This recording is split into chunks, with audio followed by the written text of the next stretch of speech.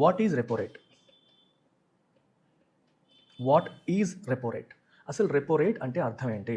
So మనకి ఎప్పుడైనా సరే బ్యాంక్స్ ఏవైతే ఉంటాయో వాటికి అర్జెంటుగా డబ్బులు కావాలి, ఎమర్జెన్సీగా డబ్బులు కావాలి అనే సందర్భాలు మనకెలా వస్తాయో బ్యాంకులకు కూడా వస్తాయి. సో బ్యాంక్ ఎప్పుడైనా సరే అర్జెంటుగా మనీ కావాలంటే what can they do? They can go to RBI. RBI దగ్గరికి వెళ్ళి ఆర్బీఐని డబ్బులు అడగొచ్చు. అయితే ఆర్బీఐ యాక్ట్ ప్రకారం ఊరికే ఎటువంటి కొలేటరల్ లేకుండా డబ్బులు ఇవ్వడానికి లేదు. సో అప్పుడు ఆర్బీఐ ఏం చేస్తుంది? మీ దగ్గర ఉన్న గవర్నమెంట్ సెక్యూరిటీస్ని మాకు ఇవ్వండి అంటుంది. సో బ్యాంకులు ఏం చేస్తాయి? వాళ్ళ దగ్గర ఉన్న గవర్నమెంట్ బాండ్స్, బ్యాంకులు ఆర్బీఐ గవర్నమెంట్ బాండ్స్ కొంటాయి. ఆ కొన్న గవర్నమెంట్ బాండ్స్ యొక్క పత్రాలని ఆర్బీఐకి సబ్మిట్ చేస్తాయి. సబ్మిట్ చేసి ఆర్బీఐ దగ్గర ఫండ్స్ అనేవి తీసుకోవడం జరుగుతుంది. ఆర్బీఐ దగ్గర ఫండ్స్ అనేవి తీసుకోవడం జరుగుతుంది. ఇది స్టెప్ 1. మరి స్టెప్ 2లో ఏం జరుగుతుంది? ఎప్పుడైతే ఫండ్స్ తీసుకుంటాయో ఈ funds amount let's say X అనుకోండి, ఇది ఎక్స్ అనుకుందాం. సో స్టెప్ 2లో మనకి ఏం జరుగుతుందంటే అవసరం తీరిన తర్వాత లేదా టైం పీరియడ్ అయిపోయిన తర్వాత, మీరు అప్పు తీసుకున్నప్పుడే మెచ్యూరిటీ ఉంటుంది. 1 డేకా, 2 డేస్కా, 7 డేస్కా, 14 డేస్కా, ఎన్ని రోజులు తీసుకున్నారో ముందే అనుకుంటారు కాబట్టి అనుకున్న ప్రకారం నెక్స్ట్ ఏం చేయాలి? బ్యాంకులు ఆర్బీఐకి డబ్బులు ఇచ్చేయాలి. సో మరి డబ్బులు ఇచ్చేయాలి కదా? ఎస్. సో మనీ ఇచ్చేసి మరి ఆర్బీఐ దగ్గర ఏముండిపోయాయి? వాళ్ళ యొక్క పత్రాలు ఉండిపోయాయి. ఆ పత్రాలను ఏం చేయాలి? తీసుకోవాలి. వాళ్ళు ఏవైతే గవర్నమెంట్ సెక్యూరిటీస్ ఆర్బీఐకి ఇచ్చారో వాటిని ఆర్బీఐ దగ్గర నుంచి తీసేసుకుంటాయి. సరే, బాగానే ఉంది సార్.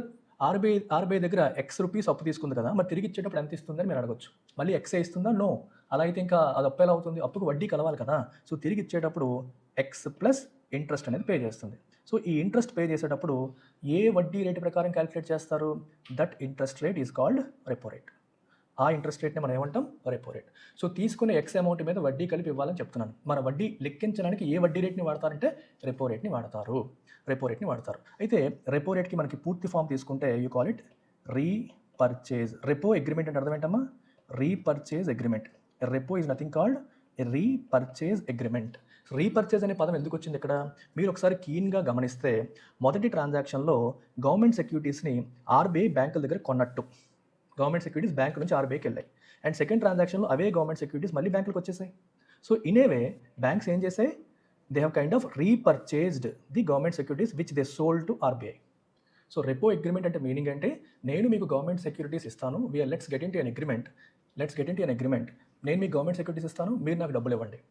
కాకపోతే నేను మళ్ళీ ఈ గవర్నమెంట్ సెక్యూరిటీస్ని మీ దగ్గర రీపర్చేస్ చేస్తాను. ఆ రీపర్చేస్ చేసేటప్పుడు మీ దగ్గర తీసుకున్న డబ్బుకి నేను కొంత అమౌంట్ కలిపిస్తాను. ఆ కొంత అమౌంట్ కలుపుతారని చెప్పాను చూడండి. ఆ కొంత అమౌంట్ దేని ప్రకారం? రెపో రేట్ ప్రకారం కలపాలి. రెపో రేట్ ప్రకారం వడ్డీ క్యాల్కులేట్ చేసి కలపాలి. సో ఈ రకంగా మనకి రెపో రేట్ అనేది ఫంక్షన్ అవుతుంది.